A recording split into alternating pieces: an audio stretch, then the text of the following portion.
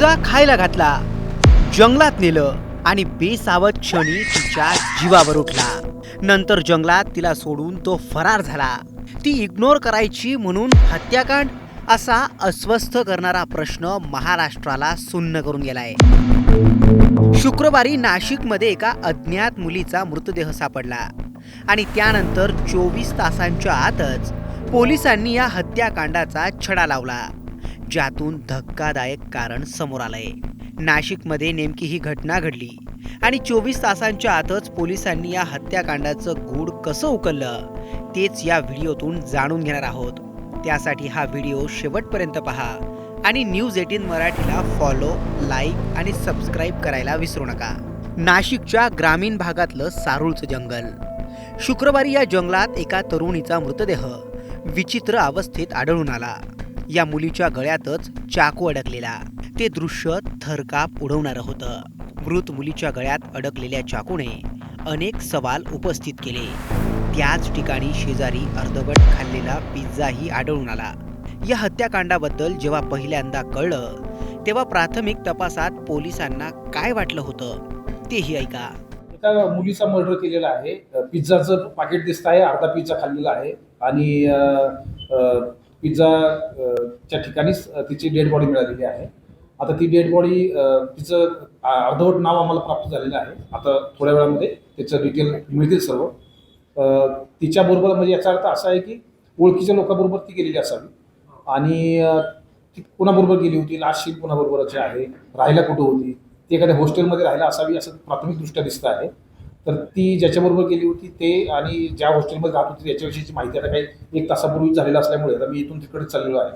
त्याच्या बाबतीमध्ये माहिती अधिक मिळण्याचा प्रयत्न चालू आहे. त्यामुळे आता प्राथमिकदृष्ट्या एवढे आहे की मुलीची डेड बॉडी आहे आणि त्याच्यासोबत पुढील तपास चालू आहे. संध्याकाळी रात्री 8-9 वाजेपर्यंत बऱ्यापैकी गोष्टी क्लिअर होतील. आता ते ड्रायव्हर हे आपल्या डॉक्टरकडे गेल्याशिवाय नाही समजणार. गैरकृत्य वगैरे त्यांच्याकडून रिपोर्ट आल्याशिवाय नाही समजणार. परंतु ते ओळखीच्या व्यक्तीबरोबर गेलेले असं दिसतंय साधारणतः, कारण पिझ्झा खाल्लेला आहे, अर्धवट पिझ्झा खाल्लेला आहे, तर ते साधारणतः दिसतंय तसं. गळ्यामध्ये स्टॅब केलेला आहे, असं खोल हे आहे, घाव आहे, तो स्टॅबिंग दिसत आहे. म्हणजे इथं चाकू टाकलेला आहे, असं तसाच ठेवलेला आहे. हा असं नाही, चाकू आहे. वय साधारणतः 25 ते 20 ते 24-25 ते दिसतंय कॉलेजमध्ये वगैरे असं वाटतंय, असं दिसतंय प्राथमिक गोष्ट. पण यानंतर पोलिसांनी तपासाची चक्र वेगानं फिरवली आणि एकापेक्षा एक चक्रावून टाकणारी माहिती समोर येत गेली. जिची हत्या करण्यात आली होती ती मुलगी बुलढाण्याची असल्याची माहिती समोर आली. पण मग ती नाशिक ग्रामीण पोलिसांच्या हद्दीत असणाऱ्या सारूळच्या जंगलात कशी पोहोचली, याचं गूढ उकलण्याचं आव्हान पोलिसांसमोर होतं. तपास वेगानं सुरू झाला आणि एक एक गोष्ट समोर येत गेली. हत्या झालेल्या मुलीचा प्रियकर नाशिकच्याच एका कॉलेजात काही वर्षांपूर्वी शिकायला होता. तिच्या प्रियकरानंच तिची हत्या केल्याचा पोलिसांना संशय विश्वासात बदलून गेला. या मुलीच्या प्रियकरानं मित्रांच्या मदतीनं तिची हत्या केली. हत्येचं कारणही हादरवणार आहे. मुलगी दुसऱ्या मुलावर प्रेम करते, त्यामुळं ती इग्नोर करत असल्याच्या संशयातून आणि त्यातूनच मनात निर्माण झालेल्या रागातून हे हत्याकांड घडलं होतं. 2 संशयितांना पोलिसांनी तपासादरम्यान ताब्यात घेतलं. त्यातूनच या हत्याकांडाचे एक एक पैलू उलगडत गेले. दरम्यान बुलढाण्याची ही मुलगी नाशिकमध्ये पोहोचली कशी, तिच्यासोबत जंगलात कोण कोण होतं, याचाही कसून तपास पोलिसांकडून केला जातोय. या मुलीच्या मृतदेहाशेजारी सापडलेला अर्धवट खाल्लेला पिझ्झा, अन्य परिस्थितीजन्य पुरावे आणि अवघ्या काही तासात पोलिसांनी उकललेलं हत्येचं गूढ, हे सगळं हादरवणारं होतं. मुलगी अकोल्यातून बेपत्ता झाल्याची तक्रार पोलीस स्थानकात करण्यात आली होती. पण प्रेम प्रकरणातून तिची हत्या झाल्याचं अखेर समोर आलं. जिची हत्या झाली ती अल्पवयीन होती, 11वीत शिकत होती. मुलीच्या आणि मुलाच्या घरचे एकमेकांना ओळखतही होते. मुलगा आणि मुलगी दोघेही बुलढाण्याच्या सिंदखेड राज इथले रहिवासी होते. मुलगा शिक्षणासाठी नाशिकमध्ये होता, तर मुलगी अकोल्यात 11वीत शिकत होती.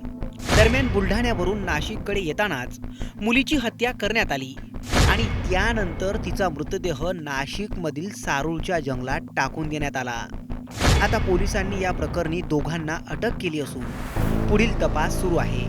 वाडीवरे पोलीस स्टेशनच्या हद्दीमध्ये एका अल्पवयीन मुलीचा मर्डर हा काल झालेला होता. याच्यामध्ये कुठल्याही स्वरूपाचे क्ल्यू नव्हते, कुठल्याही स्वरूपाचे पुरावे उपलब्ध नव्हते.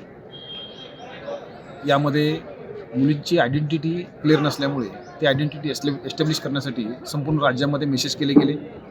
याच्यामध्ये आम्हाला civil line police station Akola या ठिकाणी एक मिसिंग दाखल आहे याची माहिती मिळाली. त्या मिसिंगच्या आधारे त्या मिसिंग व्यक्तीच्या आईवडिलांना संपर्क केला असता व त्यांना फोटो दाखवला असता त्यांनी ही मयत मुलगी ही त्यांचीच असल्याचं कबूल केलेलं आहे. त्याच्यानंतर त्यांना जे संशयित आरोपी वाटत होता त्या संशयित आरोपीचा शोध घेतला असता तो सातपूर हद्दीमध्ये सातपूर कॉलनी या भागामध्ये संशयित पद्धतीने फिरताना रात्री उशिरा सापडला. त्याला विचारपूस केली असता त्यांनी गुन्ह्याची कबूल दिलेली आहे. मयत मुलगी ही त्याची मैत्रीण होती. तिच्यावर संशय आल्याने त्यांनी बुलढाण्यावरून नाशिककडे येताना रस्त्यामध्येच तिचा मर्डर केलेला होता आणि तिचं प्रेत गाडीमध्ये टाकून या घटनास्थळावर घेऊन आलेला होता. त्याला साथ देणारे आणखी काही लोक आहेत, काही व्यक्ती आहेत. त्यापैकी एका व्यक्तीला ताब्यात घेतलेलं आहे. इतर काही साथीदार आहेत का याची माहिती देण्यात येत आहे. सर्व संबंधित जे पुरावे आहेत ते जमा करण्याचं काम सुरू आहे.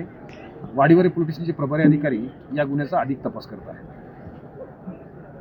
सर, तो जो आरोपी होता तो नाशिकला कुठे कॉलेजला? आरोपी हा संदीप फाउंडेशन या कॉलेजमध्ये FYला शिकत होता आणि मुलगी ती 11वीमध्ये अकोला या ठिकाणी शिकत होती. हॉस्टेलला राहत होती मुलगी आणि हा मुलगासुद्धा या ठिकाणच्या संदीप फाउंडेशनमध्ये प्रायव्हेट रेसिडेन्समध्ये राहतो. सर, तो मुलगा जो आहे तो मूळचा कुठला राहणार आहे? मुलगा आणि मुलगी दोन्ही बुलढाणा जिल्ह्यातील रहिवासी आहेत. त्यांचे दोघांचे आईवडील हे जवळचे मित्र आहेत अशी प्राथमिकदृष्ट्या माहिती मिळते आहे आणि त्यांनी हे प्रेम प्रकरणातून अशा स्वरूपाचा टोकाचा निर्णय घेतला. या संपूर्ण घटनेनं अख्खा महाराष्ट्र सुन्न झालाय.